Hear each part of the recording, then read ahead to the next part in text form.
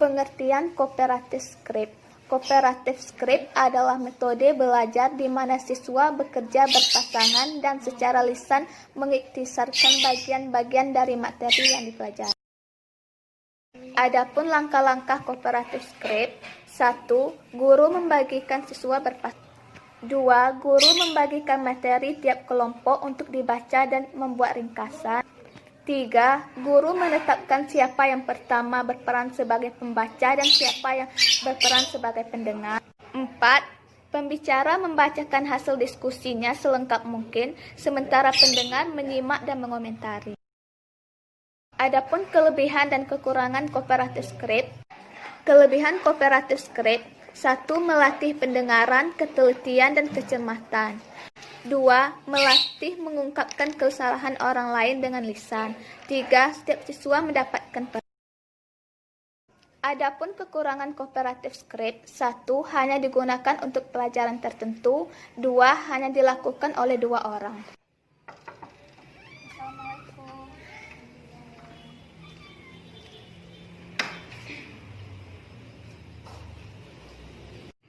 Selamat pagi semuanya.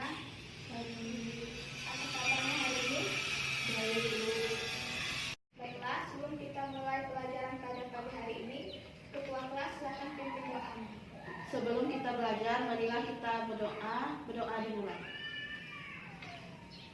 Berdoa selesai. Baiklah, sebelumnya Ibu akan absen terlebih dahulu. Ada yang tidak hadir? Ada. Siapa? Alda. Keterangannya apa? Izin. Ada lagi?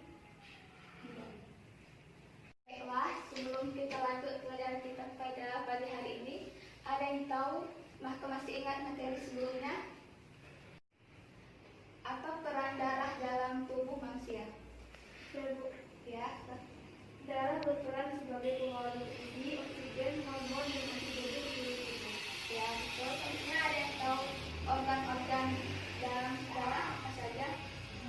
Ya, Jantung, pembuluh darah, vena, darah, ya, berarti kalian masih ingat materi kita pada minggu lalu. Dan sekarang kita akan masuk ke materi selanjutnya, yaitu tentang sistem pencernaan pada manusia.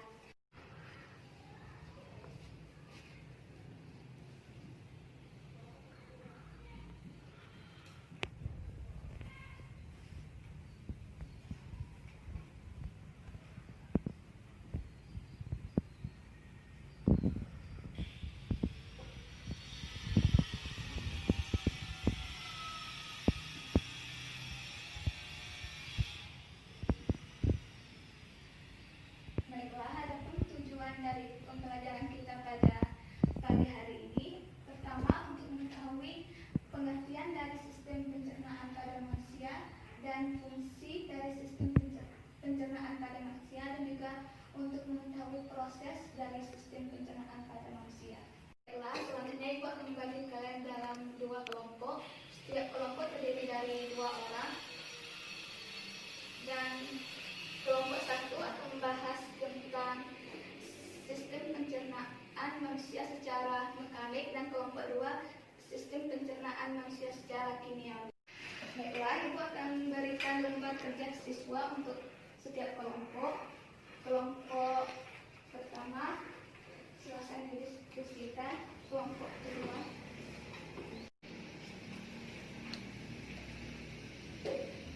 Baiklah, Ibu akan beri waktu selama 25 menit untuk dikerjakan. Baiklah, waktunya sudah habis. Dan untuk sistem diskusi kita pada hari ini, ada satu kelompok nanti yang akan membaca materinya dan kelompok lain akan mengomentarinya. Baiklah, kelompok 1 silakan baca hasil diskusinya di depan, dan kelompok lainnya silakan komentari hasil dari kelompok 1.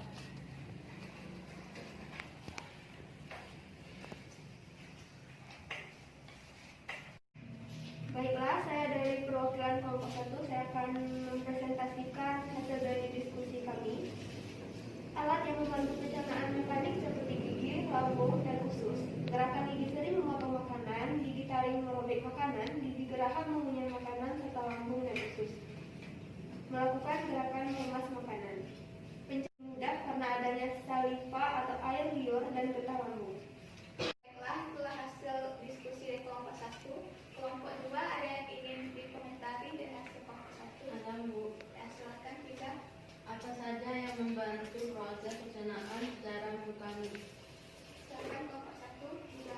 membantu proses pencernaan secara mekanik adalah gigi, lambung, dan usus.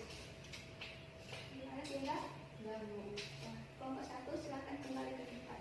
Ibu beri aplaus untuk kelompok 1. Dan selanjutnya kelompok 2 silakan untuk membaca hasil diskusinya.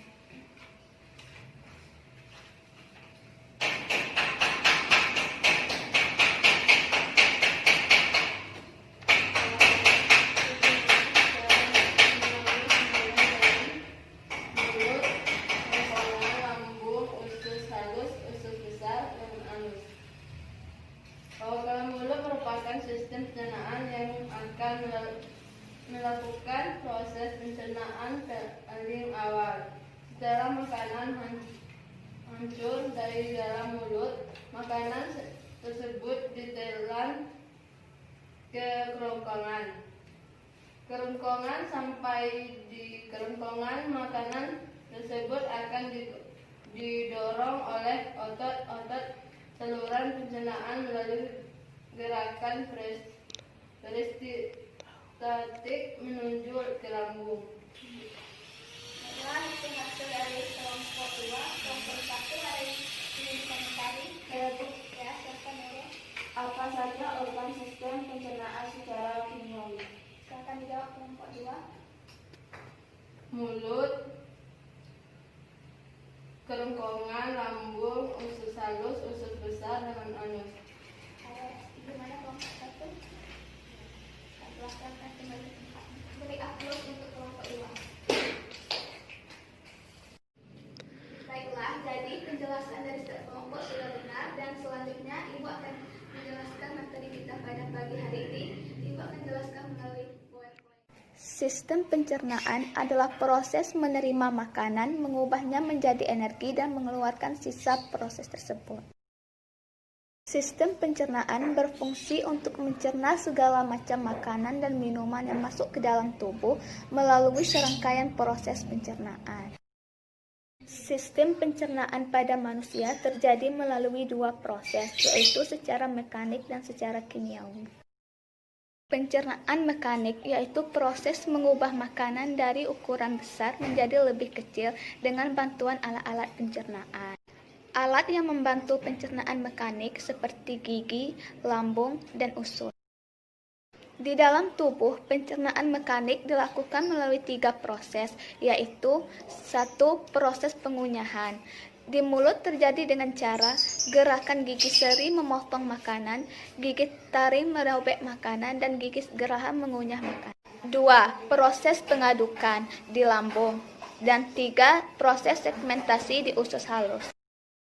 Sedangkan pencernaan secara kimiawi adalah proses mengubah zat makanan dari bentuk yang kompleks menjadi bentuk yang lebih sederhana dengan bantuan enzim pencernaan. Adapun alat yang membantu pencernaan kimiawi seperti mulut, kerongkongan, lambung, usus halus, usus besar, dan anus. A. Mulut. Makanan masuk ke dalam tubuh melalui mulut atau disebut dengan ingesti. Setelah dari mulut, makanan menuju kerongkongan. B.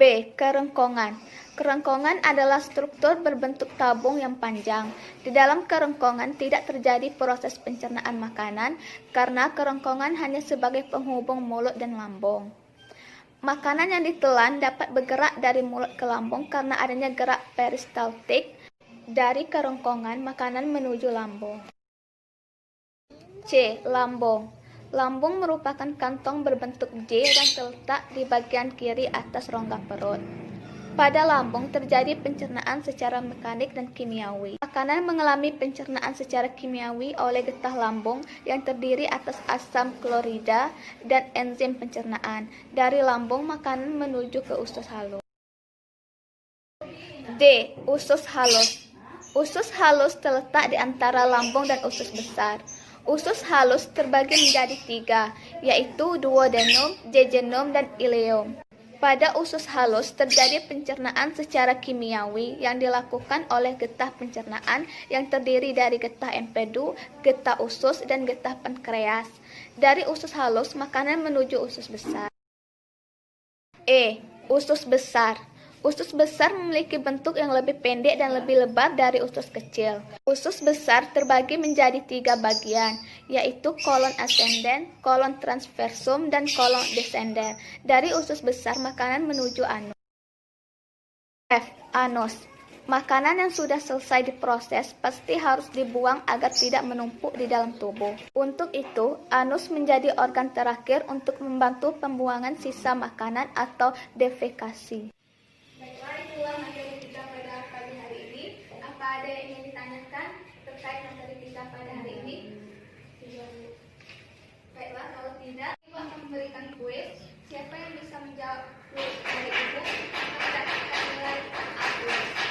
Dan kuis ini kita akan bermain dengan sistem rebutan. Oke, untuk soal pertama kuis kita pada pagi hari ini, siapa yang tahu pengertian dari sistem pencernaan pada manusia? Ya, silakan. Sistem pencernaan pada manusia adalah proses menerima makanan, mengubahnya menjadi energi dan mengeluarkan sisa proses tersebut. Pada dasarnya, sistem pencernaan makanan dalam tubuh manusia terjadi di sepanjang saluran pencernaan. Ya, beri tepuk tangan untuk Erin. Untuk soal terakhir, silakan. Untuk soalnya, siapa yang tahu fungsi dari sistem pencernaan? Ibu, Ya, pindah. untuk pencernaan segala macam makanan dan minuman dan masuk ke dalam tubuh. Ya, beri aplaus untuk kita. Selanjutnya masih ada yang ingin ditanyakan tentang materi kita pada hari ini? Kalau tidak, Ibu akan memberikan tugas. Silakan buka buku halaman 31. Silakan kerjakan tugasnya dari nomor 1 sampai nomor 10 dan kumpul pada minggu depan. Baiklah, untuk kesimpulan pelajaran kita pada pagi hari ini adalah sistem pencernaan merupakan proses menerima makanan dan mengubahnya menjadi energi dan pengeluaran sisa makanan tersebut. Adapun organ yang membantu sistem pencernaan pada manusia terdiri dari mulut, kerongkongan, lambung, usus halus, usus besar,